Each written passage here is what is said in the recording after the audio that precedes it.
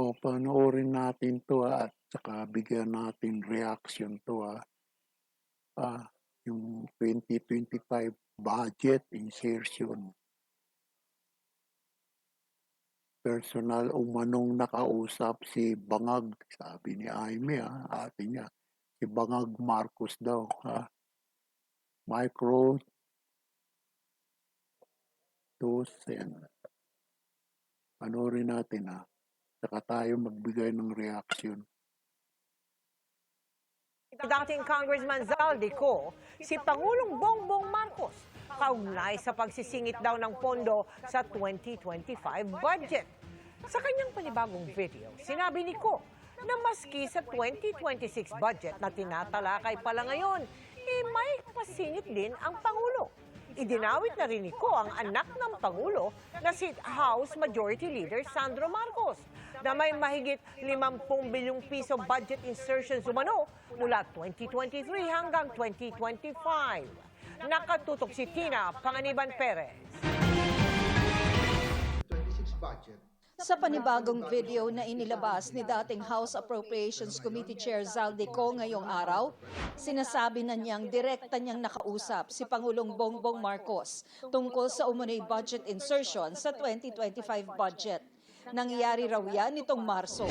Si Yusek Jojo Cadiz ang nag-ayos ng aming meeting noong March 2025 sa 1201 Aguado Street, tapat ng Malacanang, Gate 4. Pero sa halip na kumalma ang Pangulo, lalos lang siyang nagalit.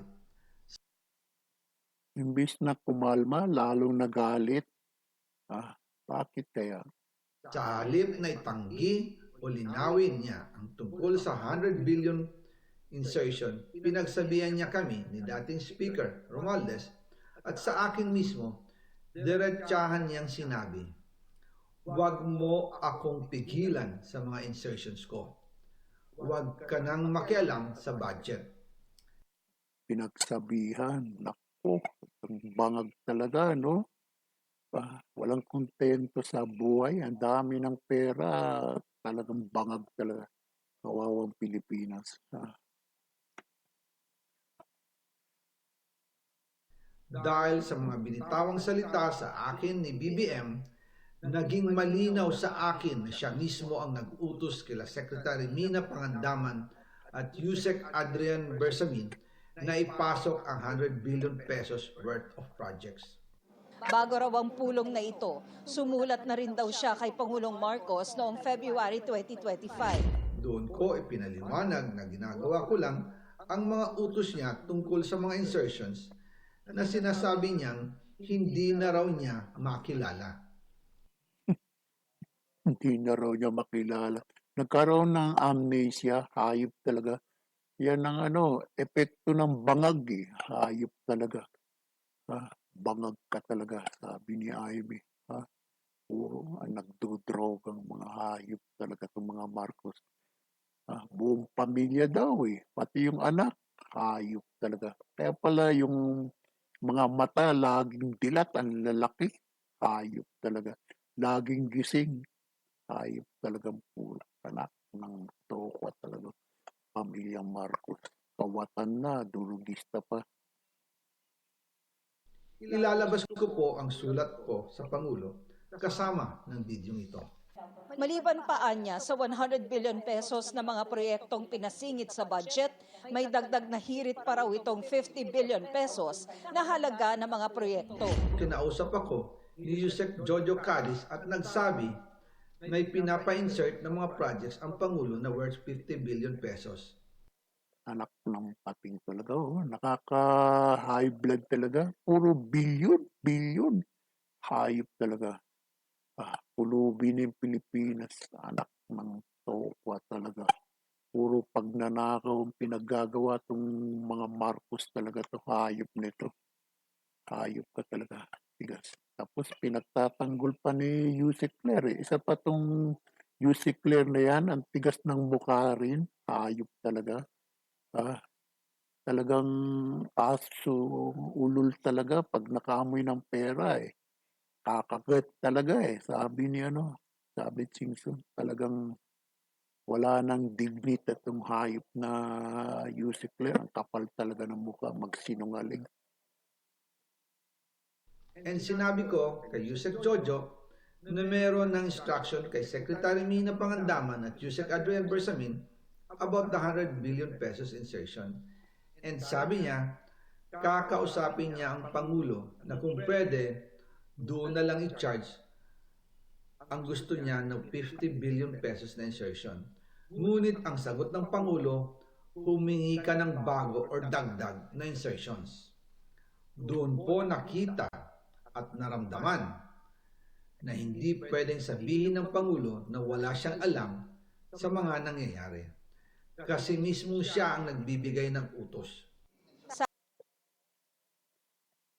Alam niya yan, siya nga pumipirmang hayop na yan, yung bangag na yan. Ano yan, pumirma siya, nakadroga, di niya alam.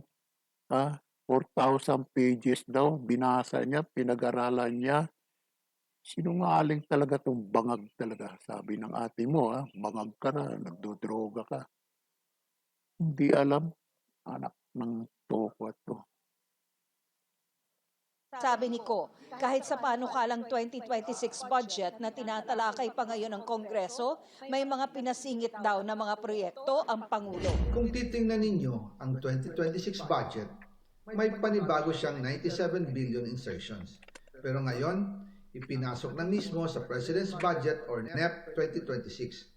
Yan po ang kinumpirma ni Secretary Manny Bunoan na may instructions ang Pangulo na magpasok ng 100 billion ulit sa President's Budget.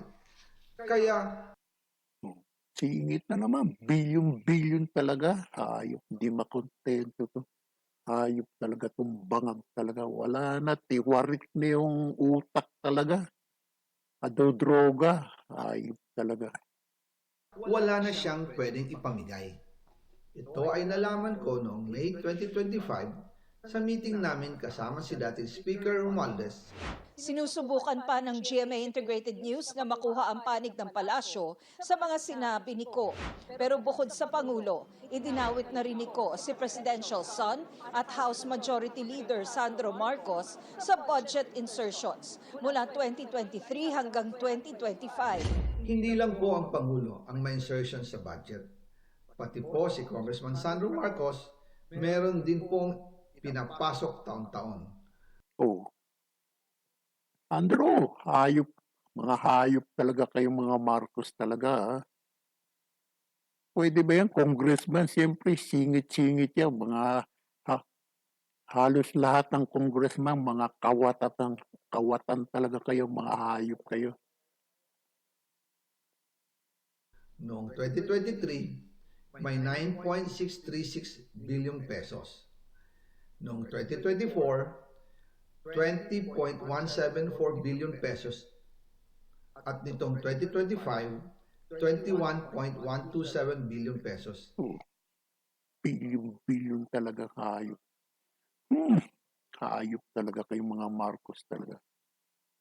Namu talaga, hayop ka. Aba, ay naku, hayop talaga kayo. Bilyon-bilyon hayop talaga kayo. Lahat-lahat, ang kabuuan ay 50.938 billion pesos. 50 plus billion. Hayop ka talaga, Sandro. Hayop talaga. Naglabas pa siya ng umano'y listahan ng mga insertion ng nakababatang Marcos. Nalaman ko na lang sa mga contractor na galit siya sa akin nung pinag-uusapan na ang 2025 GAA budget. Ang sabi daw niya, ipatatanggal ako at magpa-file ng maraming kaso laban sa akin. Kasi kulang ng 8 billion pesos yung insertion na gusto niyang ipasok. Hayop talagang Sandro. Kulang ng 8 billion insertion na gusto ipasok tong little bangag. Hayop talaga, like father, like son. Bangag talaga, hayop talaga, billion. Hayop talaga ka. Anak ka ng namu talaga. Marcos, mga Marcos talaga. Ang dahilan daw, May mga kontraktor na nakapag-advance na sa kanya at dahil hindi na ipasok ang buong halaga, kailangan daw niyang magsauli sa mga yon. Sa isang Kaya pala eh. Kaya pala galit na galit yung hayop na Sandro. Hayop ng Marcos talagang mga hayop talaga kayo. Ganit sa pera. Bilyon-bilyon hayop kawawang Pilipinas. statement, inakusahan ni Representative Marcos Sico na bahagi ng destabilisasyon. Base raw sa intel, nakipagkasundo na Sico sa mga gustong magpabagsak sa gobyerno para anya matakasan ang kanyang mga krimen. Kahit sino naman daw ay pwedeng umupo sa harap ng kamera at magpakalat ng mga kasinungalingan. Tinawag pa niyang bagong kampyon ng mga DDS Sico Hoy Sandro, ina mo talaga. DDS na naman kayo. Puro kayo DDS, ha? Puro kayo Duterte, ha? Anak ka ng ina mo talaga, hayop ka. Sinisisi nyo na naman yung Duterte. Lagi nyo sinasabit, ha? Lagi nyo binabanggit DDS, hayop ka. Wala kang utang na loob, hayop kayong mga Marcos. Yung senior na Marcos, tagal-tagal nang hindi mailibing. Hayop talaga kayo. Namo talaga, Sandro. DDS, DDS. Hayop kayo. Champion of the DDS. Ina mo. Hayop ka, Sandro. Walang umaamin na magnanakaw. Hayop ka. Ha? Sandro! na ang mga pahayagan niya ay katang-isip at mali. Inalis din anya si Ko bilang chairperson ng House Committee on Appropriations, hindi dahil sa kapritsyo lang ng isang individual, kundi dahil sa kasakiman daw nito at katiwalian. Panawagan pa ni Marcos sa publiko, huwag magpabudol kay Zaldico. Namo, wag magpababrudol. Hayo, bubudol. Bubudol. Bulol. Budol. Wag lulukoyin. Lulukoyin yung pa kami. Hayop kayong mga Sandro. Mga magnanakaw kayo. Hayop talaga kayo. Hayop kayo talaga. Bilyong-bilyon ninakaw nyo. Hayop talaga kayo.